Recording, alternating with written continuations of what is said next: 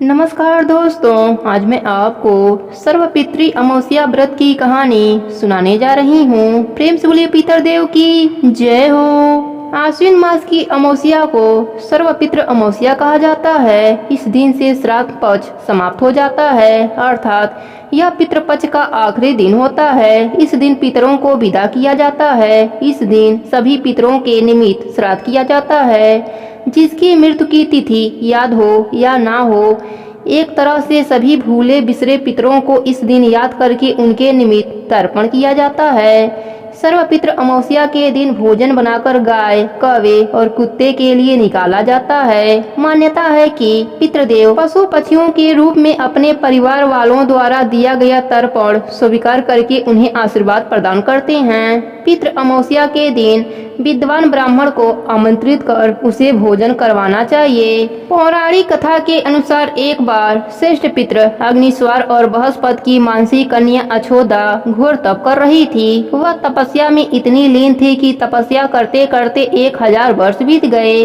उनके तपस्या के तेज से पितृलोक भी प्रकाशित होने लगा, जिस वजह से सभी श्रेष्ठ पितृगण प्रसन्न होकर अछोदा को वरदान देने के लिए एकत्रित हुए और अछोदा के पास गए। उन्होंने अछोदा से कहा, हे पुत्री, हम सभी तुम्हारी तपस्या से अति प्रसन्न हैं, इसलिए जो चाहो वर के रूप में मांग लो। लेकिन अछोदा ने पितरों की तरफ ध्यान ही नहीं दिया। अतः उनमें से एक अति तेजस्वी पितृ अमावसू को बिना पलक झपकाए निहारती रही। पितरों के बार बार कहने पर उसने कहा, हे पितृगण, क्या आप मुझे सचमुच वरदान देना चाहते हैं? इस पर तेजस्वी पितृ अमावसू ने कहा, हे अछोदा, वरदान पर तुम्हारा अधिकार सिद्ध है, इसलिए बिना किसी संकोच के कहो। अछोदा ने कहा, हे प्रभु, यदि आप मुझे वरदान देना ही चाहते हैं तो मैं आपके साथ आनंद पूर्वक रहना चाहती हूँ। अछोदा के ऐसे वचन सुनकर सभी पितृगण क्रोधित हो गए। उन्होंने अछोदा को श्राप दिया कि वह पितृलोक से पतित होकर पृथ्वी लोक पर जाएगी। पितरों द्वारा ऐसा श्राप दिए जाने पर अछोदा पितरों के पैरों में गिरकर रोने लगी। अछोदा के अश्रुओं को देखकर पितरों को दया आ गई। उन्होंने कहा, अछोदा, तुम पतित योनि में श्राप मिलने के कारण मत्स्य कन्या के रूप में जन्म लोगी। भगवान ब्रह्मा के वंशज महर्षि पराशर तुम्हें पति के रूप में प्राप्त होंगे। तुम्हारे गर्भ से भगवान व्यास जी का जन्म होगा। उसके उपरांत अनेक दिव्य वंशों में जन्म लेते हुए तुम श्राप मुक्त होकर पुनः पितृलोक में वापस आ जाओगी। पितरों के इस प्रकार कहे जाने पर अछोदा शांत हो गई। अपने रूप एवं सौंदर्य से अप्सराओं को भी लज्जित करने वाली अछोदा के प्रणय निवेदन को अस्वीकार किए जाने पर सभी पितरों ने पितृ अमावसू की प्रशंसा की और वरदान दिया, हे अमावसू, आपने अपने मन को भटकने नहीं दिया, इसलिए आज से यह पुण्यतिथि आपके नाम अमावसू के नाम से जानी जाएगी। ऐसा कोई प्राणी जो वर्ष भर में कभी भी श्राद्ध, तर्पण, दान आदि नहीं करता, अगर वह इस तिथि पर श्राद्ध करेगा तो उसे सभी तिथियों का पुण्य फल प्राप्त होगा। तभी से इस तिथि का नाम अमावसू अर्थात अमावस्या हो गया और पितरों से वरदान मिलने के कारण अमावस्या को सर्वपितृ श्राद्ध के लिए सर्वश्रेष्ठ पुण्य और फलदायी माने जाने लगा। प्रेम से बोलिए पितृदेव की जय हो। अब सुनते हैं अमावस्या व्रत में सुनी जाने वाली गीता के 7वें अध्याय की कथा। प्रेम से बोलिए कृष्ण भगवान की जय हो। अब सुनते हैं गीता के 7वें अध्याय की कथा। भगवान श्री कृष्ण ने कहा, हे अर्जुन, मेरे प्रति तेरे मन में श्रद्धा भाव कैसे जागेगा यह मैं तुझे बताता हूँ। इसे जान लेने के पश्चात बाकी कुछ भी जानने की आवश्यकता ही नहीं रहती। हे पार्थ, सृष्टि के हजारों प्राणियों में से कोई बिरला ही ऐसा होता है जो मुझे अथवा मेरे परम पद को पाने का प्रयास करता है। ऐसे प्रयासकर्ताओं में भी कोई बिरला ही होता है जो मुझे तत्व से जान पाता है और मुझ में मन से श्रद्धा का भाव रखता है। हे धनुर्धर अर्जुन, पृथ्वी, जल, आकाश, वायु, तेज, मन, बुद्धि एवं अहंकार रूपी 8 तत्व ही मेरी प्रकृति है। इन सब की उत्पत्ति मेरे ही माया से होती है। यह सभी 8 तत्व शरीर के भीतर भी हैं और बाहर भी। शरीर के अंदर इनकी क्या स्थिति होती है अब यह भी जान ले। धरती का अंश मांस है, जल का अंश लहू है और तेज अग्नि है जो उदर में अन्न को पचाती है। आकाश का अंश पोलापन है तथा मन, बुद्धि और अहंकार, यह 8 मेरी माया है। हे कुंती नंदन, नामा तत्व स्वयं प्राणी है। सारा संसार इन्हीं तत्वों का है। 84 लाख योनियां भी इन्हीं की बनाई हुई हैं। अभी अभी सुन कि मैं कैसा हूँ और कौन हूँ। सारी सृष्टि मेरी ही माया से उत्पन्न है। मेरे ही द्वारा यह सब उत्पन्न हुए हैं। मैं ही पालनहार हूँ और मैं ही संहार करता हूँ। मैं सबसे अलग हूँ, लेकिन मुझसे अलग कुछ भी नहीं है। हर प्राणी मुझसे इस प्रकार जुड़ा हुआ है जिस प्रकार मोती माला में पिरोए होते हैं। अर्थात सृष्टिगत जितने भी प्राणी हैं उनमें मेरा ही अंश विद्यमान है। हे अर्जुन, जल में मैं रस तत्व हूँ तथा चंद्रमा व सूर्य में प्रकाश तत्व हूँ। वेदों में मेरी महिमा रूपी अमृत है। आकाश में शब्दमय हूँ। पुरुषों में पुरुष तत्वमय हूँ। पृथ्वी पर पवित्र गंध तत्वमय हूँ। अग्नि का तेज तत्वमय हूँ और सभी प्राणियों का जीवन भी मैं ही हूँ। अर्थात जीवित प्राणी का आधार तत्व श्वास मैं हूँ तथा तपस्वियों का तप भी मैं ही हूँ। संसार में जितने भी तत्व हैं वह अन्य तत्वों पर आश्रित होते हैं और उन सब का तत्व रूप सार मैं ही हूँ। हे धनंजय, सृष्टिगत जितने भी प्राणी हैं उनके रोम रोम में तू मुझे ही समझ। तेजस्वियों का तेज, बलवानों का बल और बुद्धिमानों की बुद्धि मुझसे ही है। प्राणियों द्वारा शास्त्रानुकूल किया जाने वाला शुभ कार्य भी मैं ही हूँ। सत्व, रज एवं तम से जिन भावों की उत्पत्ति होती है उनका भी उत्पादक मैं ही हूँ। हे कौन्तेय, इन सभी में मैं ही कर्ता रूप होते हुए भी इनसे पृथक हूँ। हे श्रेष्ठ पार्थ, सांसारिक विषयों के फल स्वरूप प्राणियों में मोह की उत्पत्ति होती है। सृष्टि का हर प्राणी मोह से पीड़ित है। माया के मोह जाल में फंसा प्राणी मुझ नाश रहित को पहचान नहीं पाता, क्योंकि माया का मोह काफी विलक्षण है। इससे तो वही प्राणी विमुख हो सकता है जो नित्य निरंतर मेरा ही स्मरण करता है। हे अर्जुन, 4 प्रकार के प्राणी ही पुरात्मा होते हैं। जो रोगी होते हैं वह अपने रोग के निवारण के लिए मेरा स्मरण करते हैं। कुछ प्राणी ऐसे होते हैं जो ज्ञान पाने के लिए मेरा स्मरण करते हैं। कुछ प्राणी धन की कामना मन में लिए मेरा स्मरण करते रहते हैं। कुछ प्राणी पुत्र प्राप्ति के लिए मेरा स्मरण करते हैं। हे पार्थ, जो ज्ञान पाने के लिए मेरा स्मरण या भजन करते हैं वही श्रेष्ठ प्राणी होते हैं। हे पांडु पुत्र अर्जुन, मैं ज्ञानियों को प्रिय हूँ और ज्ञानी मुझे प्रिय हैं। परंतु जो लोग आरोग्य, धन अथवा पुत्र की कामना लेकर मेरा स्मरण करते हैं उन्हें भी तू बुरा या अज्ञानी न समझ। ऐसे प्राणी भी उदार हृदय वाले और श्रेष्ठ हैं जो मेरा स्मरण करते हैं। लेकिन ज्ञानी मेरी आत्मा है। ज्ञानी तो दृढ़ निश्चय के साथ मेरे चरणों से बंधे हुए हैं। उन्होंने मुझे ही अपना ठाकुर और ईश्वर माना है। हे अर्जुन, कई जन्मों की साधना के बाद उनकी बुद्धि निर्मल होती है, तभी वे मुझे पहचानने योग्य बुद्धि एवं ज्ञान प्राप्त करते हैं। वह ज्ञान कैसा है, अब उसे सुन। जो ज्ञानी मुझे वासुदेव समझते हैं वह महंत कहलाते हैं, परंतु ऐसे ज्ञानी संसार में दुर्लभ हैं। जो मुझे त्याग कर देवताओं की उपासना करते हैं उनका ज्ञान केवल कामना तक ही सीमित है। वे कामना की पूर्ति के लिए ही देवताओं की उपासना करते हैं। जिस देवता की वे उपासना करते हैं उस देवता के प्रति उनकी श्रद्धा को मैं ही दृढ़ करता हूँ। मैं ही उस देवता में समाकर प्राणी की कामना पूरी करता हूँ। देवता द्वारा दिया गया वर नित्य अविनाशी नहीं है। जो प्राणी जिस देवता को पूजते हैं वे उसी देवता के लोक को प्राप्त होते हैं, लेकिन मेरे भक्त परमानंद अविनाशी पद को प्राप्त होते हैं।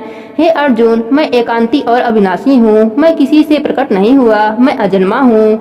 किंतु बुद्धिहीन प्राणी मुझे भी जन्मा अर्थात किसी से प्रकट हुआ समझते हैं। यहाँ भगवान श्री कृष्ण ने अर्जुन पर कटाक्ष किया है, क्योंकि अर्जुन श्री कृष्ण को देवकी पुत्र के रूप में ही जानता था। इसलिए वह भगवान श्री कृष्ण को सखा, प्रिय, वासुदेव नंदन आदि शब्दों से भी संबोधित करता रहा। लेकिन मोहग्रस्त अर्जुन यह नहीं जान पाया कि श्री कृष्ण सामान्य प्राणी नहीं वरन साक्षात विष्णु हैं। वही सृष्टिकर्ता, पालनकर्ता एवं संहारक हैं।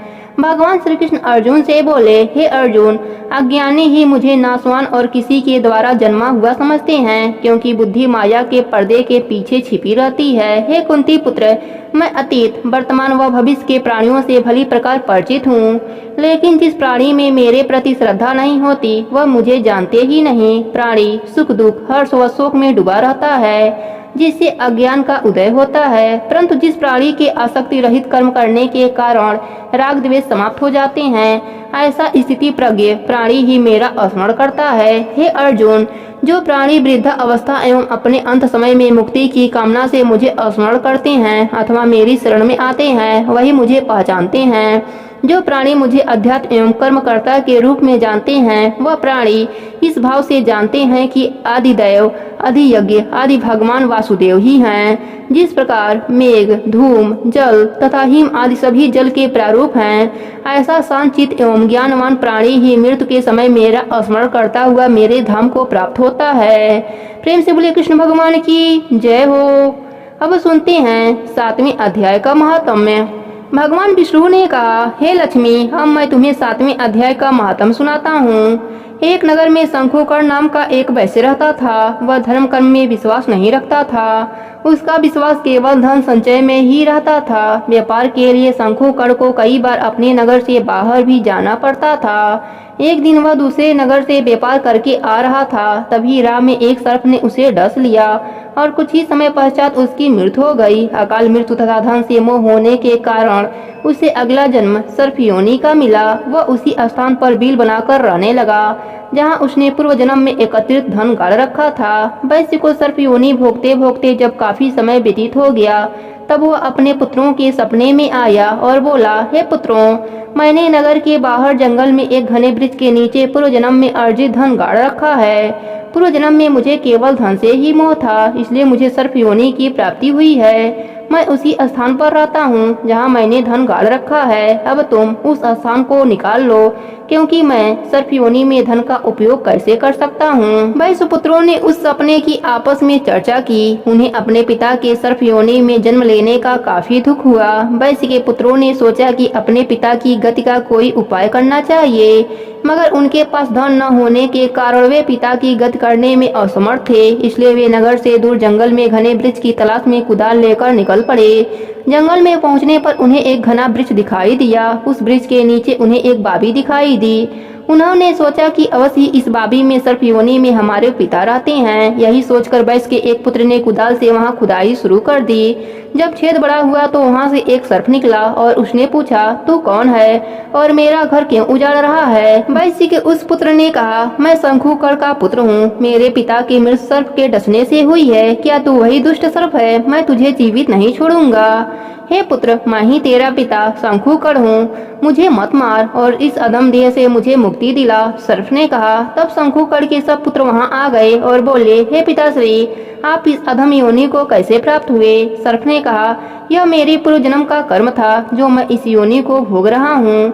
यह सुनकर पुत्रों ने कहा, हे पिताश्री, क्या कोई ऐसा उपाय नहीं जिससे आप सदगति को प्राप्त हों और आपका उद्धार हो? तब सर्प ने कहा, हे पुत्रों, किसी गीता पाठी ब्राह्मण को घर में भोजन कराओ और उसकी सेवा करके उससे आशीर्वाद प्राप्त करो, तभी मेरा कल्याण होगा। उसके पश्चात सर्प योनि को प्राप्त शंखुकर्ण के पुत्र घर आए। फिर नगर में जितने भी गीता पाठी ब्राह्मण थे उन्हें उत्तम भोजन कराया और गीता के 7वें अध्याय का पाठ कराया। उनकी सेवा की और दक्षिणा देकर कहा, हे महापुरुषों, आप हमें आशीर्वाद दें कि ताकि हमारे पिता शंखुकर्ण का उद्धार एवं कल्याण हो सके, वे सर्प योनि की अधम देह से छूट जाएं। शंखुकर्ण के पुत्रों के सेवा भाव से प्रसन्न होकर साधु ब्राह्मणों ने उन्हें आशीर्वाद दिया। इसके परिणाम स्वरूप सर्प की योनि से मुक्ति पाकर शंखुकर्ण देवदेही को प्राप्त हुआ। वह अपने पुत्रों को आशीर्वाद देता हुआ आकाश से उतरे विमान पर चढ़कर बैकुंठ धाम की ओर चला गया। वैश्य द्वारा संचित किए गए धन से उनके पुत्रों ने गौशाला, मंदिर तथा धर्मशाला आदि का निर्माण करवाया। भगवान विष्णु ने कथा सुनाने के उपरांत कहा, हे लक्ष्मी, इस प्रकार गीता के 7वें अध्याय के प्रभाव से कंजूस वैश्य सर्प योनि से मुक्ति पाकर मेरे धाम को चला गया। 7वें अध्याय का श्रवण मात्र करने से ही प्राणियों के सारे पाप नष्ट हो जाते हैं। प्रेम से बोले विष्णु भगवान की जय हो। जोगे और भोगे दो भाई थे, दोनों अलग अलग रहते थे। जोगे धनी था और भोगे निर्धन था। दोनों में परस्पर बड़ा प्रेम था। जोगे की पत्नी को धन का अभिमान था, किंतु भोगे की पत्नी बड़ी सरल हृदय वाली थी। पितृपक्ष आने पर जोगे की पत्नी ने उससे पितरों का श्राद्ध करने के लिए कहा तो जोगे इसे व्यर्थ की कार्य समझकर टालने की चेष्टा करने लगा। किंतु उसकी पत्नी समझाती थी कि यदि ऐसा नहीं करेंगे तो लोग बातें बनाएंगे। फिर उसे अपने मायके वालों को दावत पर बुलाने और अपनी शान दिखाने का यह उचित अवसर लगा।